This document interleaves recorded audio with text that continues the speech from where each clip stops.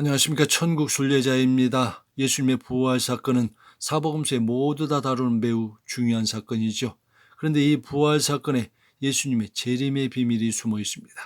오늘은 여러 해석의 논쟁이 있는 요한복음 20장 7절을 국내에는 주석서에는 자료가 미비하여 외국의 다양한 글들을 추가로 참조하면서 그 숨겨진 의미를 전해드리도록 하겠습니다. 이전에 요한계시록에 나타난 휴거 구절들에서 말씀드렸습니다만 계시록에서 휴거의 기록을 찾는 이들은 일반적으로 7곳의 성경 구절의 의미를 부여합니다.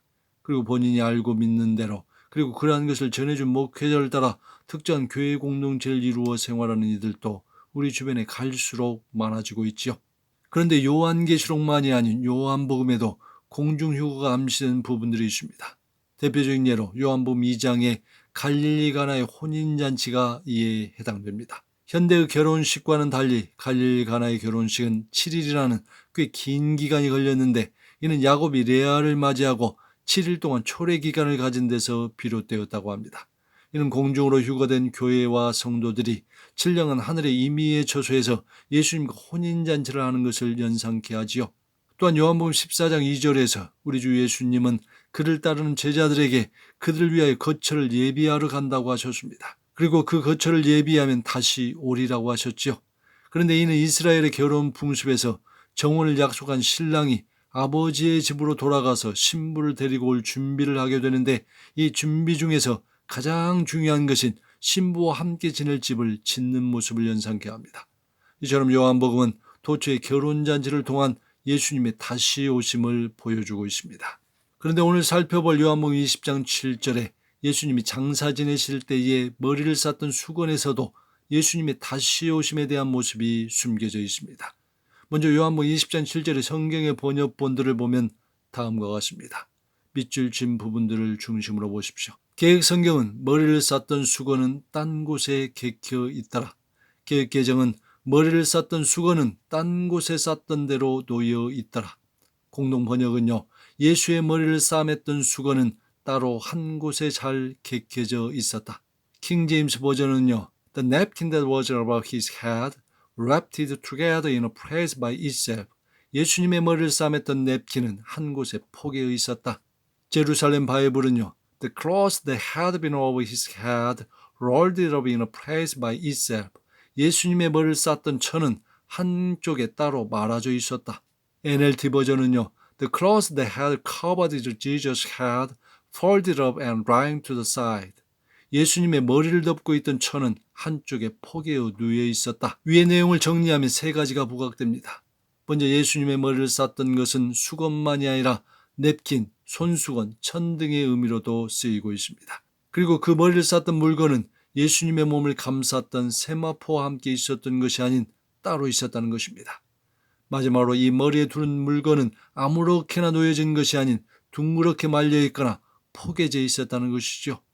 헬라 원어의 의미를 보아도 머리에 두른 수건은 납작한 형태가 아니라 둥그렇게 말려있는 모습을 말하고 있습니다. 한편 요한복음 11장에 보면 예수님이 무덤에 가서 죽은 나사로를 향해 큰 소리로 불렀을 때의 모습을 성경은 이렇게 말씀합니다. 죽은 자가 수족을 배로 동인 채로 나오는데 그 얼굴은 수건에 쌓였더라. 예수께서 이르시되 풀어놓아 다니게 하라 하시니라. 이 말씀을 보면 죽은 나사로는 손과 발이 세마포로 묶여 있었고 얼굴은 수건에 쌓여 있었습니다. 반면에 예수님은 몸이 세마포로 쌓여 있었고 머리가 수건에 쌓여 있었죠. 약간의 세부사항의 차이가 있습니다만 세마포로는 몸이 쌓이고 수건으로는 머리와 얼굴이 쌓여 있었음을 알 수 있습니다. 그렇다면 왜 예수님을 둘러싼 수건이 세마포와 함께 놓여 있지 않고 다른 곳에 있었을까요? 그것도 수건이 왜 잘 포개어 있었을까요? 거기에 무슨 특별한 의미가 있을까요? 먼저 혹자들은 이에 대하여 예수님의 시체 도적설을 반박하기 위함이라고 주장합니다. 실제로 마태복음 27장 64절 이하에 보면 바리새인들이 빌라도와 함께 모의하기를 사흘 후에 부활한다는 말씀을 기억하고 누군가 예수님의 시체를 도둑질하여 가고 살아났다고 하는 것을 방지하기 위하여 경비병으로 하여금 무덤의 문을 굳게 지키게 하였습니다. 그러므로 세마포가 예수님이 돌아가신 그 자리에 놓여 있고 수건이 그 곁에 잘 정돈되어 있다는 사실은 도둑들이 침입하여 급하게 훔쳐갔을 때 나타난 흔적과는 대조되는 것입니다. 그런데 예수님의 머리를 둘렀던 수건이 가지런하게 폭에 놓여져 있는 진짜 중요한 이유가 있습니다. 그 두 번째 이유는 고대 히브리 전통에 의하면 접힌 수건은 주인과 하인 그리고 식탁과 관련이 있습니다.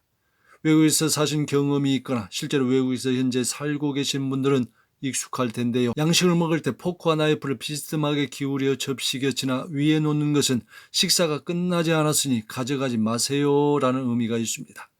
비슷한 예로 고대 히브리 전통에서는 주인이 식사를 마치고 일어날 때 냅킨으로 손과 입을 깨끗이 닦고 뭉쳐서 식탁 위에 올려놓으면 식사가 끝나는 것이라고 합니다.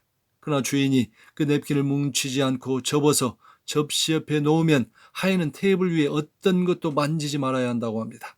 왜냐하면 그 뜻은 식사는 아직 끝나지 않았다. 주인인 내가 다시 돌아온다는 의미이기 때문입니다.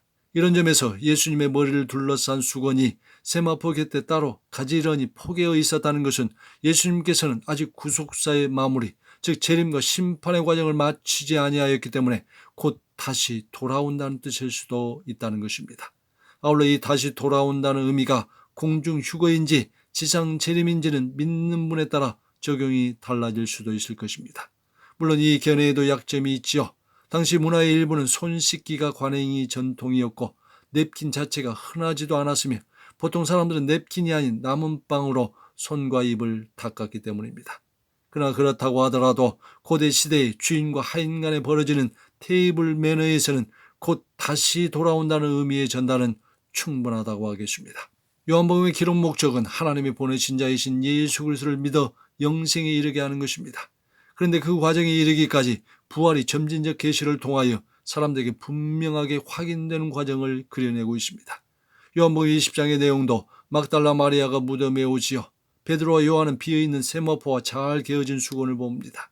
그리고 아직도 예수님의 죽음이라는 두려움 속에 있던 10명의 제자에게 예수님이 나타나시지요. 마지막으로 의심하는 도마에게도 나타나셔서 그의 불신을 제거해 주십니다. 이처럼 요한은 예수님의 부활을 직접 목격한 증인으로서 예수님의 실존뿐만 아니라 그분이 죽으시고 부활하셨다는 것을 명확하게 말해줍니다.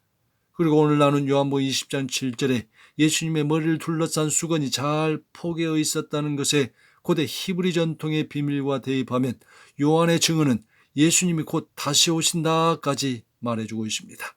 즉 이런 의미로 말이지요. 내가 다시 돌아갈 테니 너희는 준비하고 있으라. 예수님의 다시 오심이 날로 가까워지는 시대에 우리 모두 머리를 들어 주의 오심을 아름답게 예비하는 순례자들로 끝까지 사시기를 기원합니다. 할렐루야.